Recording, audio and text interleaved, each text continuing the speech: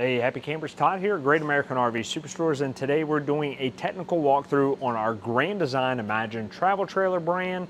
Now we have many floor plans. This is to kind of cover all of them, okay? The technical aspect of it, we're gonna walk you through some do's, don'ts, and a few tips and tricks along the way as far as the operation of these components. Your Imagine 2025 Imagine should have similar, if not the same products in it. If you don't find it in this video, or you want a deeper dive on some of these components, you can find that in our Great American RV YouTube channel under the playlist Hap's Helpful Hacks. If you have any questions, leave them down in the comments and we'll be happy to answer them for you. We'll start in the front right here.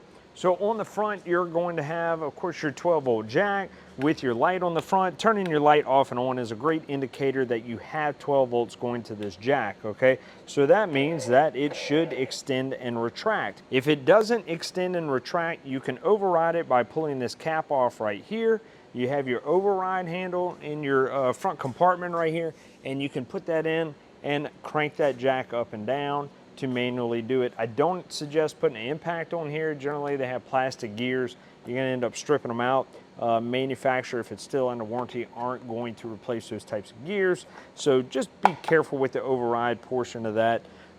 As far as your wiring, you follow that 12 volt. If you don't have any lights, follow that 12 volt down, and it should lead over. Should see a little blade fuse right here on it. Check, make sure that fuse isn't blown. If your light isn't turning off and on, then obviously we have an issue with our 12 volts. We have no power. We want to go ahead and check that out.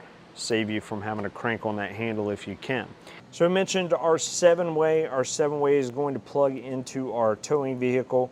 This is where all of our lights will be transmitted from our towing vehicle to our trailer. No fuses in line from this plug to your lights on your trailer. Any fuses for your lights are going to be on your towing vehicle, generally found under the hood in that fuse panel. You can find that in your owner's manual, trailer tow lights, left turn light, stuff like that for your trailer. So you can find all that stuff in there. You're also going to have a battery charge line that passes through here and goes to your battery on here, and it'll pull off the alternator on your towing vehicle to help charge that battery while you're traveling down the road. And then you're also going to have a brake control line going through here, going to your brakes to, of course, activate them whenever you hit the brakes on your towing vehicle.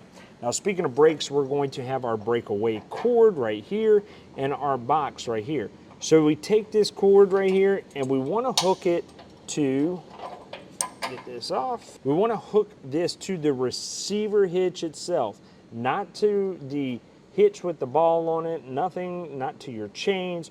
The receiver hitch itself, where you hook your chains to, that's where you want this connected. Reason being is, if anything ever happens to our hitch, we want this pin and cord to go with the truck.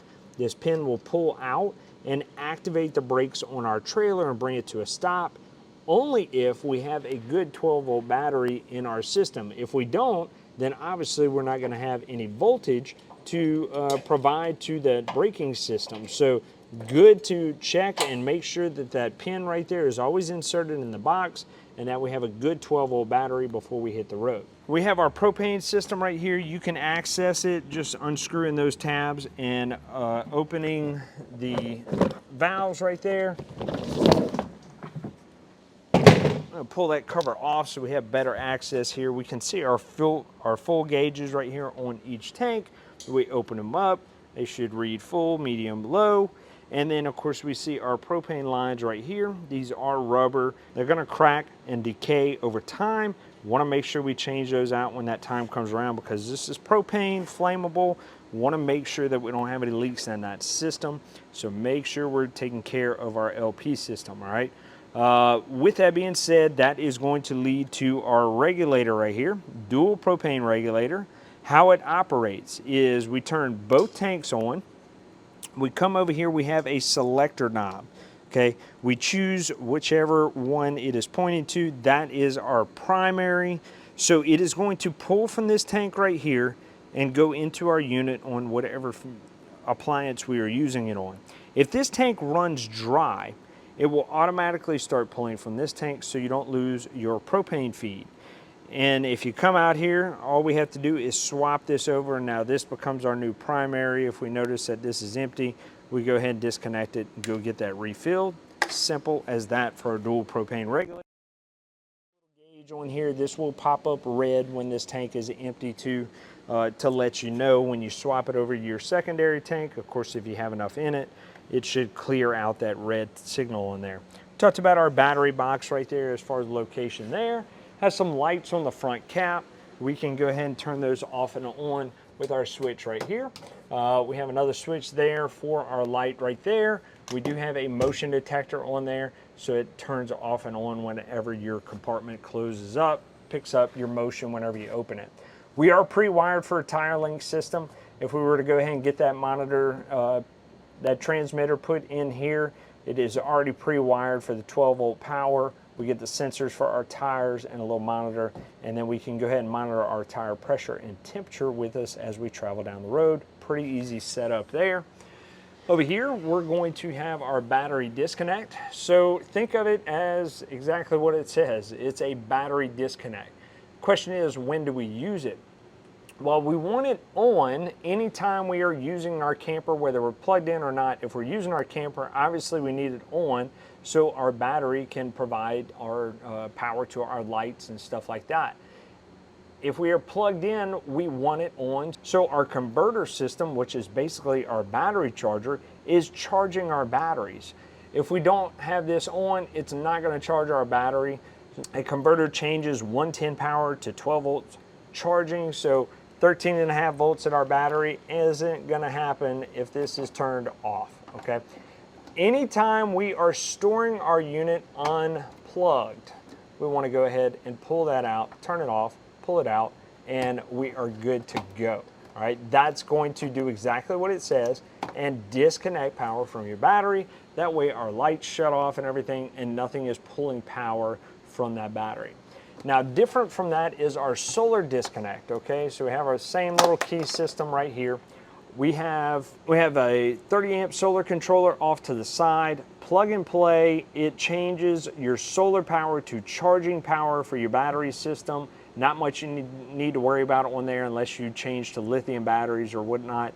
You can go ahead and change that system to that proper battery type. You can leave that on all the time if you want. It's obviously only going to work if you have sunlight going to the solar panel, but if you turn off your battery disconnect, no worries. Your solar disconnect is still connected, charging those batteries. If you leave your unit unplugged, you can go ahead and turn your disconnect off. Your solar disconnect will still be going to your batteries, trickle charging it, of course, as long as you have that switch on. If you want to disable your solar, turn that switch off. Down below that, we have satellite cable and auxiliary. So if we have a automatic satellite, tripod satellite, something like that, we can plug in right there, and that's going to feed to ports on the inside of our unit. Cable is if we have the campground cable, we can plug in right there. Once again, feeding to all the stuff on the inside of our unit. And then auxiliary, if you have a secondary satellite or something you want to plug in, you can. GFCI protected outlet right here. You're going to find that in all your wet locations. We'll show you where to reset that when we get to the breaker panel. But all wet locations, anywhere outdoors, kitchen sinks, bathrooms, all of them are going to go to the same thing we'll show you on the inside. Down below that, we have our city water connection. That is where if you have a port there at the campsite with a water connection, pop that off, hook your water hose on, turn your water on, and you have water to all of your fixtures. Now, we also have the option to fill our tank on our unit. Now, we have a storage tank, water storage tank on your unit. Varies in size depending on your floor plan. We hook our water hose up to this at our house. We turn this to tank fill right here, and now we can go ahead and fill that storage tank on our unit, and we can monitor that by our little meter on the inside. We'll show you, and once we're done, we can go ahead and just put it back to city, which is what it would need to be in if we were hooking up to city water connection. And now we have filled our fresh tank. Question is, how do we get it out? Well, we have a water pump. We'll show you on the inside how to turn that on, but that water pump is going to be located right behind here. Let's take a look. All right, so behind our water center right there, we can see we have our water pump. Water pump, 12 volts, see our wiring going in there, and it is going to pull from that onboard water storage that we talked about and send water out to all of our fixtures. Now we'll see this little strainer right here. That strainer is to catch debris and stuff in your water system. You want to check that every now and again and make sure that we clean it out so it's not restricting the water flow and burn up our pump. Now another thing that we'll notice on here is this clear line right here. It's filled with pink fluid. That is RV antifreeze. Now this is where you would go to winterize your unit. You'd go ahead and stick this into your bottle of antifreeze, or you can hook an extension hose up to it, one of the two. We would turn this valve open right here, and now we would kick on our water pump, and now it's going to pull from our RV antifreeze and supply it to all of our fixtures inside of our unit. That's how you would winterize this one. More information in your manual, because there obviously is more steps to that, or we have a video on our HAPS Helpful Hacks section of our Great American RV YouTube. So water pumps right here. This is an on-demand water pump, so it's only going to come on whenever you turn your fixtures on to use water, okay? So that's the only time you should really hear it running. You might hear it prime up every now and again just to go ahead and feel pressure, but it shouldn't be too often. If you hear this running and you're certain that all of your fixtures are off, then you want to shut that water pump off, because you either have one or two things. Your fresh tank is empty, or you have a water leak. And which eventually that fresh tank will be empty, and you're going to burn up this pump if it's running with no water in it. So be sure you're listening for that. If you leave your unit for an extended period, good idea to turn it off. Another thing we'll see back here is this orange Romex line right here. That is for our inverter prep. So we are prepped for that. The wires already ran. What an inverter does, it changes 12 volts to 110. So if we are dry camping, we don't have a 50 amp or 30 amp hookup for power, and we need 110 power for small appliances like coffee maker or TV, or 110 outlet for your cell phones and stuff, you can go ahead and upgrade, add that inverter system. You're already pre-wired for that system. So that will once again take your 12 volt power and turn it into 110 at certain labeled outlets.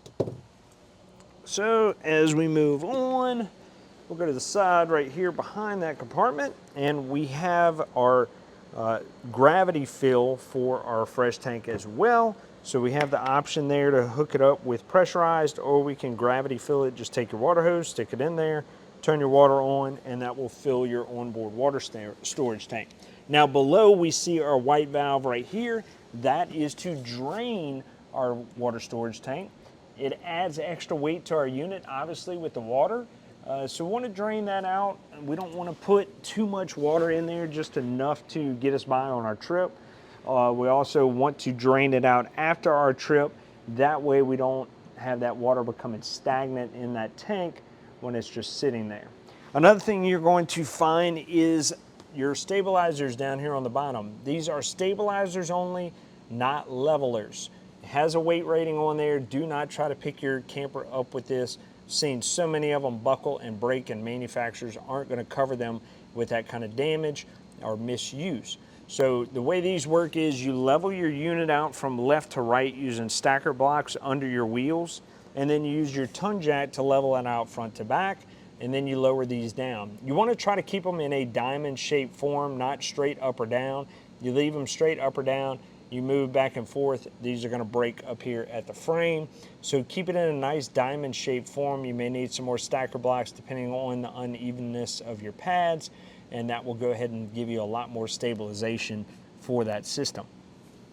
Now along your unit, we're going to see valves here, and then of course our outlet right there. We'll see everything's labeled gray and black tanks right here. So we have our outlet. This is where our hose hookup would go for our sewage system. You may have a port there at the campsite. You may have to wait till you get to a dump station. So it just varies depending on what your campsite is set up for. So this particular unit, these are right here. Yours may be in a completely different location. You might have separate ports. You may have one here and one at the back. It all just depends on your floor plan. But as far as dumping everything, that's all the same.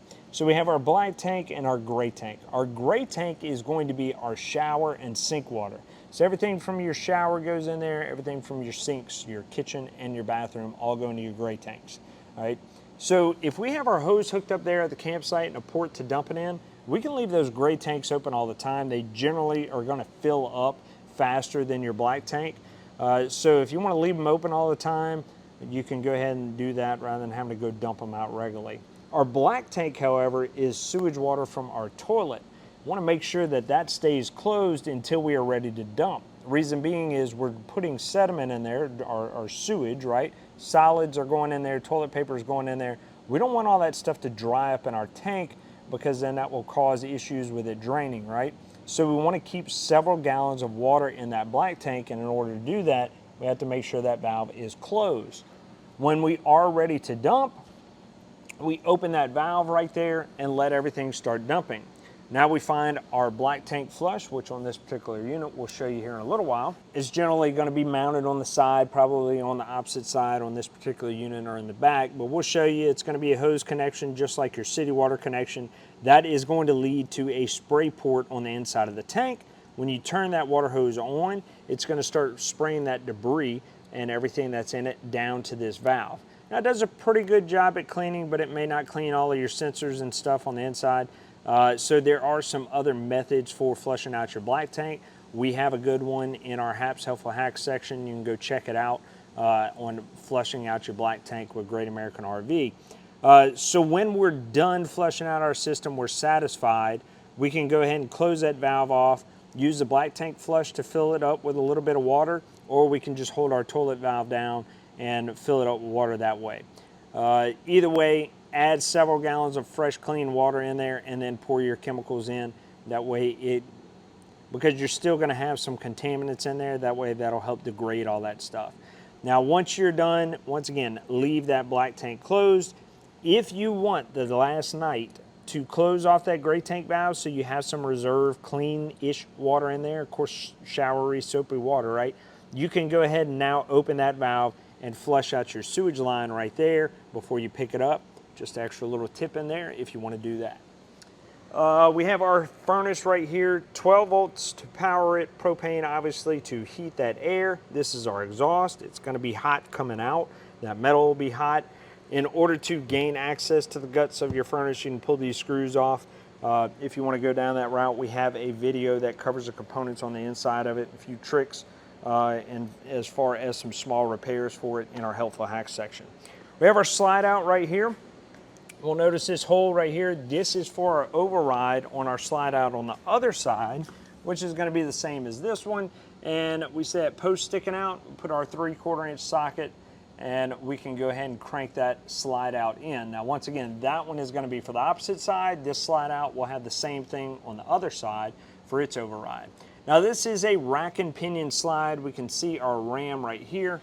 On the other side of it, we'll notice that we have a shaft coming out.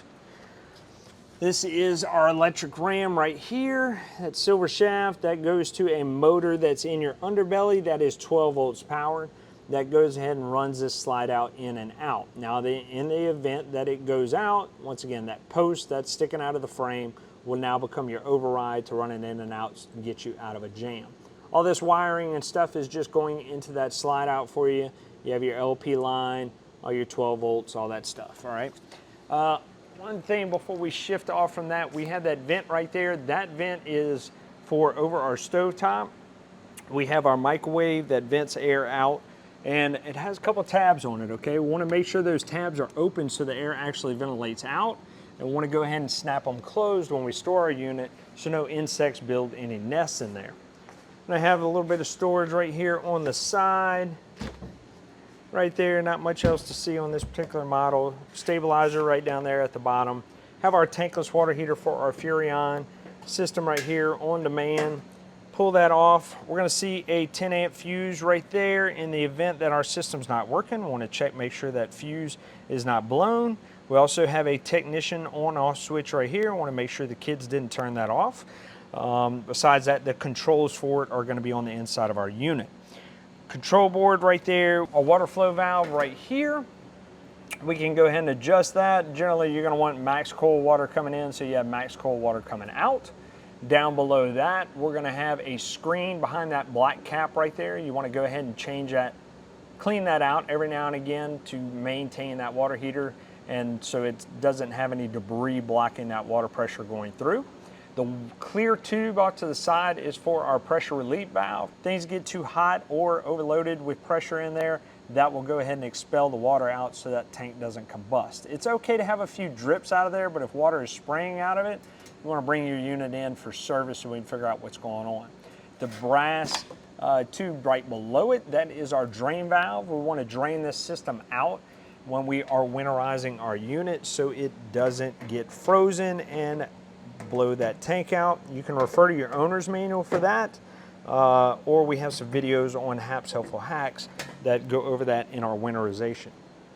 On the back, we're going to have our 50-amp plug-in service right here.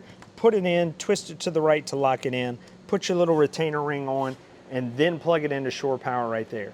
You want to do that second, because if you try to plug this in second, then it is going to arc at that plug. Eventually you're going to tear up that plug from heat exposure and stuff. So make sure you're plugging this in first, then that. Make sure you put that retainer ring. Kids aren't pulling on it and yanking that thing out. That could be dangerous as well. Receiver hitch on the back, not set up for towing, just like a bike rack or extra storage, whatever you want on the back. On the top here, we are pre-wired for our backup camera for our Furrion.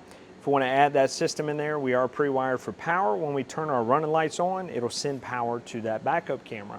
Have our ladder to access our roof right there. We have a rubber roof up there, and we also have sealant around all of our vents. We want to get up and check that rubber roof and the sealant every 60 to 90 days. This includes sealant around our trim rails, everything else, because manufacturers recommend, it says it in your owner's manual, and I'm going to tell you right now too, every 60 to 90 days, check your sealant. I don't care if you keep it in a barn under a cover or outside in the sun, check your sealant. Water will get into your unit, damage it. Manufacturers are not going to do those type of repairs if you are not keeping up with your maintenance. It's like changing the oil in your car. So what we want to do is look for any cracking, peeling, deterioration, clean it and reseal it so we can prevent any water damage. Same thing goes with your gaskets and stuff like that. Want to make sure we're taking care of our unit. One thing we'll see here, another hole, that is for our spare tire rack. We would remove that pin right there, and then we can crank our spare tire down if ever needed. Down here, you're also going to have a quick connect for an LP system. So if we want to use an outdoor grill or something, this will come from our propane tanks in the front. Have a little lever right there to shut this off and on. It has to be in the off position to be able to hook your quick connect on. All right? If we have it in the on position, it will not let you move it. So to connect and disconnect, this has to be in the off position. Whenever you want to use it, of course, this needs to be in the on position for airflow, for gas flow to actually come through. When we're done, we plug that in there so no dirt divers build any nests in there. Above that, we're going to have our outdoor kitchen right here. Gas griddle. This is where our connection for our gas line comes in. Behind the back, you'll see a male fitting with a hose that comes down and connects to that fitting down there at the bottom. You're also going to have a 110 fridge out here. Now this is going to apply to your fridge on the inside too, even though the fridge on the inside is 12 volts. Anytime you plug your unit on, have your disconnect on, so on and so forth, you unplug it, turn the disconnect off, all your fridges are going to shut down. What's going to happen? That freezer area is going to defrost, fridge is going to have condensation, you are going to build up mold and mildew inside this unit. When your ice defrosts in here, it's going to leak out and damage your wood cabinetry around that fridge. Manufacturers are not going to participate in that kind of repair. You don't want to deal with mushy and messed up cabinetry. Make sure you defrost it properly and get all the water out of there before it leaks out. This is not sealed to be able to hold water in there. It's just vacuum sealed to keep it cold.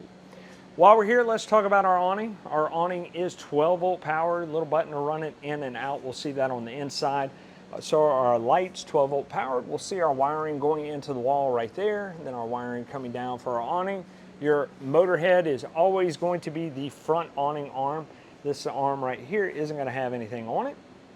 This is a sunshade mainly, okay? It's not intended to keep you protected from a bunch of rain or anything like that. You will have some light rain, light dew, condensation from your AC and stuff get up on there, and that's okay. What we want to do is pitch our awning. In order to do that, we go to either our front arm or our back arm.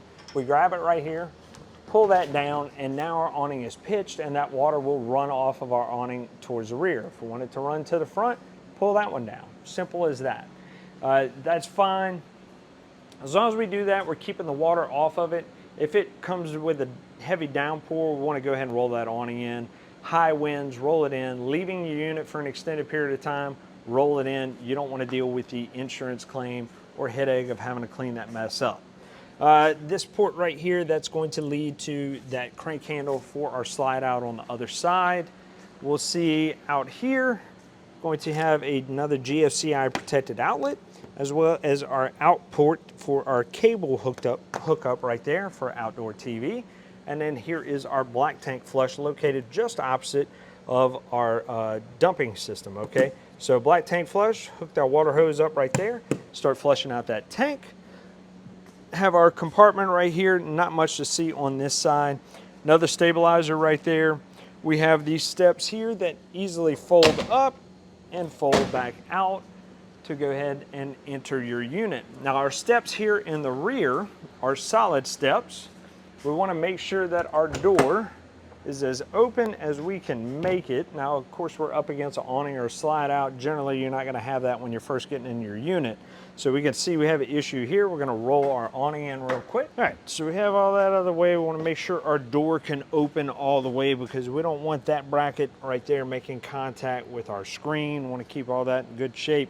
So to get our steps up is as simple as lifting them up. Lock them in there. We have our latch. Sometimes you got to pull it just to get it to go past that frame. And our steps are in. We can close our door, hit the road. To bring them down, pull that latch, grab your handle right here, and drop it down. Now, important thing about these steps is we want to make sure we've leveled out our trailer using the stacker blocks and our front jack and everything, get our stabilizers down. Then we want to come make sure we have leveled our steps out. The way we do that is come over to our legs right here. We can see this silver tab. We mash that in, and now we can go ahead and adjust our legs up and down. And what we're looking for is a nice solid flush threshold right here. That way our door will close properly. And then of course we're also making sure that our frame of our door doesn't make contact with the frame of our steps. That can cause some damage there. We want to make sure we don't do that. That's it with the steps. Simple and short and sweet. So as we go inside, we have our monitor panel right here. We can go ahead and keep track of all our tanks, fresh tank, black tanks, gray tanks, depending on what your combination is for your floor plan. We also have our battery meter right here. To the right of that, we have this Bluetooth Connect right here. If we download Compass Connect app, then we can go ahead and connect it to our phone and monitor our tanks and use some of our lights, options, and everything from that app on our phone. We're also going to have our interior, exterior lights controlled right here, push button, water pump initiate. We can go ahead and pull from our fresh tank. We talked about that in the front. We have our awnings and slide outs in and out right there. Now this is all going to be 12 volts. So if we have any issues with this is all going to be tied to our battery system or fuses. Now we notice here if we hold down our interior switch on here, we can adjust our brightness in our room. Now all of our lighting once again are going to be 12 volts. Anything in the slide outs are going to be controlled generally with buttons on the lights or switches on the walls. They're not going to be controlled by that panel right there. Not much to see in our rear bunkhouse on this particular unit, just 12 volt lights once again all throughout it. We do have vents and stuff throughout. You may have an AC instead. We'll see these dimmer switches on the side for some of these. We can go ahead and adjust that for dimness and whatnot in there. As we move into the kitchen, we have our 12 volt Furrion fridge. Just like our outdoor fridge, we want to make sure we're defrosting and storing this properly. Keep mold and mildew out of it, keep the water out of the freezer so it doesn't leak down and damage the wood products around our fridge. As we go into our fridge, as far as controls, we have off-grid, cold to coldest, okay? So off is obviously going to shut this system down. That's what we would use when we go to store it. Off-grid is going to be if you are dry camping, okay? We're out, we have no plug-in, we're working strictly off our battery power. We go to off-grid, and that will reduce the work that the compressor is putting in to keep your items cold, and once again reduce the battery usage so we can conserve it and use it for other things. Beyond that, regular use is anything outside of that off grid. So if you're plugged in, run it whatever temperature you want to run it to. That's pretty much it on your fridge. Very simple system. If we move over here, we have our microwave, 110 operated. We have our 12-volt fan and light right here. We talked about the vent outside. We need to make sure those tabs are open. That way this will actually ventilate out. Otherwise that air is just going to be sitting in here, right? 3-burner Furrion stove, glass top right here needs to be down for travel. And then we flip it up when we're ready to cook. Now this is going to be propane operated, right? Our gas needs to be turned on. We pick our designated burner, turn it to that flame icon right there, and then we start cranking. Now, thing about our gas system is generally anytime you change out your tanks or you store your unit, you store that unit with your tanks off, right? So that means that propane that's already in the line is going to dissipate. When you turn those propane tanks on, you're going to end up with air in your system. Now, before you go operate things like your tankless water heater or regular water heater, whatever kind you have, or your furnace, you need to come over here and bleed the air out of your system before you go to operate that stuff. So get your unit out of storage, turn your tanks on, come over here and light your stove. Just as simple as that. Turn it to the flame icon and you get cranking. So we can see that we have air in the system. If we listen real close, we can hear the air purging through there. It's going to take a little while, but eventually this is going to light. And once it lights, that means we probably got most of the air out of our system. We want to let it burn for probably a good 30 to 60 seconds till we have a nice blue ring flame around it. Now that's pretty well got all the air out of the system. Now we're safe to go operate our other items without them going into a fault. To turn these off, just turn them to the off position. They do have red lighting to let you know that system is on. As far as our oven goes, slightly different in regards to bleeding the air out. You have a little orifice, which is just a tiny hole in there that is very small. That one's going to take a little longer to bleed the air out. Once you've done it the first time, your system stays on, it's going to be a lot quicker to light. But to light this, we have to turn it to the flame icon right there, and we have to keep pushing this knob down for that gas to come out of there. While we're pushing that knob down, we have to go ahead and crank right here. And if we look back there, we can see our spark in the back corner.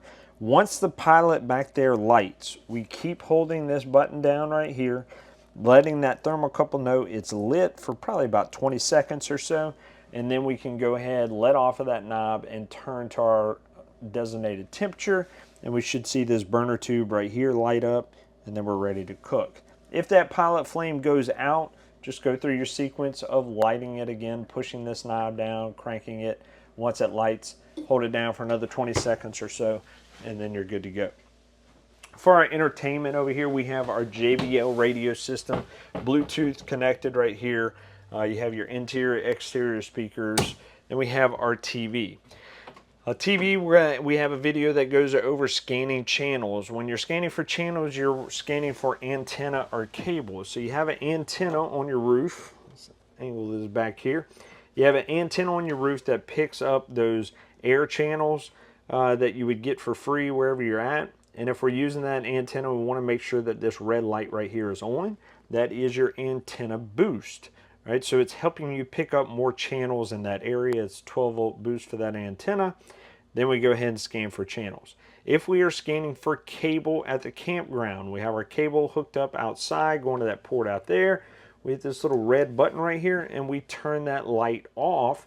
Now we scan for cable channels. If we leave that on, it's going to scramble the channels that are coming in from cable and mess it up. So we want to make sure the light is off for cable and on for antenna. Top port right here is going to be antenna and cable coming in, and then the bottom port is going to be satellite from the, once again, that outside port out by your water bay. We run this to a receiver, satellite receiver, Dish Network, DirecTV, and then out from your receiver with a HDMI to your TV. Moving on, you're going to see multiple GFCI protected outlets throughout here. In our bathroom, we're going to show you how to reset that. Over here, we're going to see this is access to the furnace. We have access to the outside, right, to get to the guts. This is going to show you the interior box and all the little ductwork and everything. So all your furnace heat is actually going to come through vents and stuff. Let's find one. Vents and stuff through your cabinets and everything else. Nothing through your floors. Only cold air is going to come out of your top AC vents right here. And the warm air is going to come out of the vents down below. Now, the thing about our AC system, this is our ceiling assembly, so this is the interior of our AC. These are filters right here. We want to pull these two tabs down right here and then clean this filter on a fairly regular basis so we're not reducing our airflow and restricting airflow to our AC. We can keep it running efficiently. And then we have these right here. These are quick dumps. So air is being forced out of these vents if we leave them open and cooling just this area right here. Now we are ducted, just like your house is, right? We are ducted through our ceiling with vents, and if we close these off, now air is being directed through these vents and it will go ahead and distribute throughout your entire unit. So we want to make sure we have that closed. If we want the air to flow through our entire unit, we can open it up. Generally, when you first get to the campground, you might open that up just to cool this main area off quickly.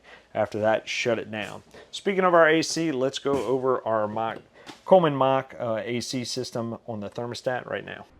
All right, this is our thermostat for our AC system. When we click that button once, it'll give us the option for mode. Our first mode is cool. We hit that button again, and then we can choose between high or low auto or high and low all the time. So high and low all the time will keep that fan running constantly.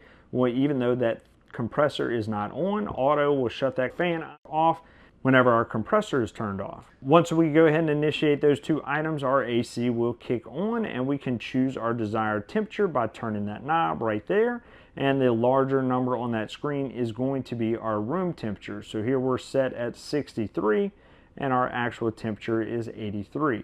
Cool on is going to show you that that system is initiating and that system will kick on. Our next option on there, if we hit that button twice again, is heat. When we go ahead and click it right there, it will bring on the heat, show our room temperature as well as our set to temperature. Our heat is only going to come out of the lower areas. It's not going to come out of that rooftop AC. If you have air blowing out of that rooftop area, then we want to make sure that we don't have the fan on high or low on that cool option. So we would go back to our cool and we would check right here and make sure it's on auto. Our last option on here is cool and heat. In this case, we can go ahead and do the same thing, choose our fan options, just have a set temp in between the furnace and the AC. It will keep that temperature set at that 72-degree mark. Now, in order to turn that system completely off, click it twice again and we can go to off. Down below that, we're going to have our LP detector or propane detector, whatever you want to call it. It is 12-volt powered. It is a safety device. It's hardwired into your system. It'll alert you if any propane gas leaks are in your unit. Then we have our test and mute alarm on there if it ever goes off, or if we want to test it, we can do that. These do have a 5-year life to them. If we pull that off, we can see our 5-year mark right here on the back of it. I want to change that out and install a new one when that 5 years comes around. We're also going to have smoke detectors in our unit, 9-volt powered device. We want to go ahead and change that battery out. Daylight saving comes around and test that system out to make sure we are staying safe in our unit. In our bathroom, we're going to have our Furrion water heater right here, that on-demand water system. Turn it on with that on-off button. We can adjust Fahrenheit to Celsius right here. We can adjust our temperature output right here. So this is the temperature that our water is going to be whenever it outputs out of that water heater. And then the flame icon is going to come on when we actually initiate our hot water. That flame icon will kick on and let you know that it is heating. Beyond that, we're going to see throughout our unit access under sinks and stuff. In most cases, we're going to see access to our water fixtures. Look, hot and cold weather, vibrations down the road, stuff like that, these things can loosen up. So we want to make sure that we are putting our hands on that, our eyes on it, to make sure that it is not dripping out any water and we're protecting our unit. So check that kind of stuff on a regular basis. Beyond that, in this particular one, if we look under our sink, we do have our converter system. A converter is basically a battery charger, okay? It changes 110, which is your regular wall outlet, to charging power for your battery. So 110 to 12 volts. You can see our 110 wire going in right top, and then 12 volts is being outputted out the bottom. Now down by this black and red wire right here, we're gonna have two 30 amp fuses down there, and those fuses are protection fuses for this converter system. So if our lights and stuff ever begin to start to dim and we're plugged in, we want to come check the voltage probably at the battery or right here and see what kind of voltage we're getting. We should have 13.5 charging volts DC on here. If not, then we want to check those fuses at the bottom. If the fuses are good, make sure your 110 is working at the outlet this is plugged into. And if that's plugged in and 110 is working, then that converter system is probably bad. So once again, you're going to find those little access panels throughout your unit, a couple of screws to pull out to gain access to that. They're all going to be kind of hidden in cabinet areas and stuff. Our GFCI right here, you're going to notice your main one has two buttons, a reset and a test button. If your GFCI is ever tripped, so all those outlets that have GFCI protected on them, if it's not working, you come over here, you're probably going to see where it is tripped. This reset button is going to be stuck out. Then you just come over here and reset it. Now, if it trips again right off the back, there's two things that generally trip this. We have too many heating elements plugged into this. So coffee makers, griddles, hair dryers, stuff like that all being used at the same time, that'll trip it, or an outlet is wet. So if it keeps tripping on you, as soon as you reset it, we want to go check those outlets, make sure they're not wet, turn off some of those devices and find a new outlet for them. So to reset, hit that reset button and you're good to go. In your bathroom, you're also going to have a 12-volt vent fan in here. Generally, you're going to want to use that whenever you take a shower and stuff. Try to reduce the heat and humidity in your unit, reduce opportunity for mold and mildew. Speaking of showers, hot, cold, shower head, pretty self-explanatory right there, okay? P-trap is accessible on most of them. A couple of screws right there below it. You'll see a P-trap down in there. And we have our toilet. All right, so what are we putting in our toilet? Well, sewage, toilet paper, and chemicals. That's it. Don't put anything else in there. You're going to cause clogging issues to that pipe. So sewage, we're using liquids and solids, right? If we're doing number one, it's just liquids. Hit the pedal, send it down the drain. If it is number two, we have solids and toilet paper and stuff. So we want to barely push this pedal down on the side right here and let water start coming out of here and filling our bowl 1/2 to 3/4 of the way full. And then we go ahead, dump it. That extra water is going to help those solids push all the way down to our black tank so we don't run into any clogging in our pipes. Beyond that, you're putting your chemicals in there and RV toilet paper only. We want something that will decompose properly in our tank system so it doesn't bulk up and get clogged down at the end. Nobody wants to deal with that mess, okay? As we move into our master bedroom, we're going to see anywhere where you have cable outlets, you'll have cable and satellite, just like we saw in our living room. Only difference is we're not going to see an antenna booster on here. That's only going to be in our main living area, sometimes found in the bedroom, but you're only going to have one and it works for all the ports, okay? So don't have to look for that elsewhere. Always going to have storage under your bed. Maybe even some other components and stuff up under here. I've seen some with water pumps under there. Just depends on the layout of the unit, right? Over in the corner on this one, we're going to see our 12-volt fuse panel. This is where all of our 12 volts, our lights, stuff like that go. And we can see everything is labeled right here. Down below that, we're going to have our 110 center. This is with all our 110 breakers. If you have a 50 amp service, you're going to see the 250s right there. 30 amp service, you're going to see 30. So it just depends on what type of unit you have and the floor plan for your power. You'll see all of your stuff labeled there. And if you have any 110 issues, you want to come here. If you don't have 110 on your entire unit and this main breaker isn't tripped, then you want to go check your breaker on your power pole that you're plugged into, because they're going to have something right there as well. That pretty much wraps up everything on our Imagine. If you have any questions, leave them down in the comments. Hopefully this gave you a good walkthrough or refresher. You have any ideas for other videos that you want to see, leave those down in the comments too. In the meantime, thanks for watching at Great American RV. Well, we hope you found that resourceful, but wait, there's more information on our Great American RV YouTube channel. This channel right here, find the playlist Hap's Helpful Hacks. We go over different products in this unit, and we'll take a deeper dive with more diagnostics, more information, as well as helpful tips when you're out camping. Tell your buddies, tell your friends, like, share, subscribe, do all those awesome things on YouTube, TikTok, wherever you found us, and keep watching here at Great American RV Superstores, where we bring the how-to you.